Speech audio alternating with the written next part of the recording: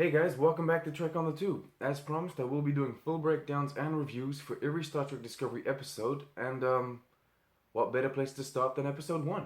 So just to kind of give you an idea of how these videos are gonna go, I'm gonna talk about Easter eggs in each episode, the references to other Star Trek shows and movies, go over as many details as possible that you might not have seen, and also point out any interesting additions and changes to Star Trek canon. I'll also be doing short reviews sharing my opinion, though keep in mind, my opinion as a fan, and yours, doesn't change the fact that everything in Discovery is prime timeline and canon. I might also sometimes just throw up some comparison shots between Discovery and previous Treks without talking about them, for the less important stuff. Let me also just point out before we begin that I've talked with a few people that have never watched Star Trek before Discovery, and they absolutely loved it. So what do I think of episode 1? Well, it was actually pretty good. It had a very Trek vibe, two officers on an away mission, saving an indigenous species. Then as we move on to their repair mission, they find an object of unknown origin, and of course the immediate response is to gather information rather than attack. We have scenes on the bridge, scenes in the captain's ready room, banter between the main cast. That was all very standard Star Trek, really. The real departure from the classic formula was with the Klingons. Pretty much every aspect about how we perceive them has changed. Is that a bad thing? Honestly, I couldn't tell you yet. It's off-putting for me as a long-time Trekkie, that's for sure, but it doesn't necessarily mean it's bad. Okay, so the sets were amazing, the location filming was amazing, the CGI was really good for a TV show, though I felt it was kind of weaker at sometimes. The cocoons in the beginning, the coffins on the Klingon ship, for example, weren't as polished as certain other shots, but maybe that's just me.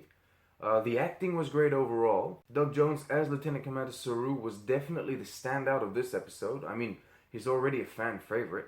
The plot of the episode, the story, was good. It worked very well as an introduction to the series and characters, and no non-Starfleet decisions were made. I know Burnham technically assaulted her captain, but after watching only the first episode, the audience assumes there will be consequences, so that's fine. We've seen much worse in other iterations of Trek. Overall, I think episode 1 was a solid start. Thumbs up! Okay, so what you've all been waiting for. The Vulcan Hello, Star Trek Discovery Season 1, Episode 1, Easter eggs and references. Let's go. Regarding the Klingons, because there's a lot to talk about. First off, they're speaking Klingon, which has been their established language for years, so that's awesome. They're sporting classic iconography and using traditional weapons, like for example the Bat-Leth, so that's awesome too. They mention Kronos, their home world. They mention Kahless the Unforgettable, a legendary historical figure that has been talked about in many iterations of Star Trek. They also mention the caste system first introduced in Enterprise. We also get a Klingon death ritual as seen on The Next Generation, and lavender Klingon blood that resembles the one shown in Star Trek VI. The funny thing is, Klingon blood doesn't really have a correct canon color at this point. You see it was red in both The Next Generation and Deep Space Nine, but lavender in Star Trek VI. Bold choice to pick the latter. Sarek establishes that the Vulcan-Klingon first contact was made 240 years ago, which equates to Earth's 2016, at some place called Hatoria. So that's some brand new canon there, though Hatoria has already been mentioned before in The Next Generation. Worf was a governor there in an alternate reality. One last word about the Klingons. As established by Enterprise and the look of the Klingons we see in the original series, at this point in time, some Klingons should have ridges and some should not. In this episode, all of them have ridges. To be honest, it does make sense. It could be argued that everyone on T'Kuvma's ship has to be worthy, if not by blood at least by faith, and infected Klingons are far from it since they're not only changed physically but also psychologically. Moving on to random details, Burnham mentions General Order 1, which is the name given to the Prime Directive before it was called the Prime Directive. The only previous mention of a General Order 1 is in the animated series, though the original series once states General Order 7. Lieutenant Saru has these things on his head. They seem to pop up when he's afraid. The Shenzhou is defined as an older ship.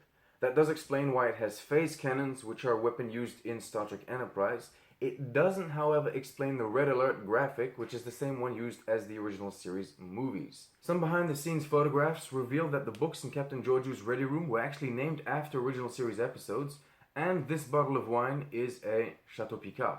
These Vulcan learning pods resemble the ones in Star Trek 09, which basically establishes that they are canon in both timelines, though slightly visually different. All communications in the episode are done via hollow communicators rather than view screens. Now, Hollow communicators were first shown on screen in Deep Space Nine, and they were described as new. So Discovery has changed canon just a little. To be honest, the hollow communicators in Deep Space Nine are near flawless when it comes to image quality, whereas the ones in Discovery are pretty glitchy and translucid. So maybe the technology was beta tested for a while and then dismissed because of impracticality. At this point, many explanations can be found. Continuing down the road of technology, T'Kuvma's ship is equipped with a cloaking device. Canon has it established that the Romulans gave the Klingons cloaking technology in 2268, and Discovery takes place in 2256. So technically, after only one episode, there's an error.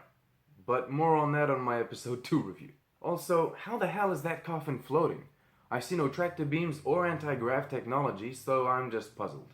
Of course, the last Easter egg, if we can even call it an Easter egg, is Sarek himself, Spock's father. He's been on screen in the original series, the animated series, the Next Generation, and even some movies. The fact he has adopted Burnham doesn't necessarily contradict canon, considering we don't know that much about him, and Spock rarely spoke about his family. To be honest, Sarek probably never even told Spock that he had taken her in. One last word about the most important aspects of Star Trek before I leave: the vision of Gene Roddenberry and the ideals of the Federation. Concerning the attitude adopted by Starfleet, thus the Federation in Episode 1, I've got no problems at all. And when it comes to metaphorical representations of the real world, there were none. But this is a pilot, and social commentary isn't necessarily the objective. The objective here was really to introduce the characters and the world that we're in. Okay, well, that's it for me. I hope this review and breakdown was at least a little helpful. Let me know if I missed anything, and let me know what you thought of Episode 1. Remember to like, subscribe, and thank you very much for watching. Live long and prosper.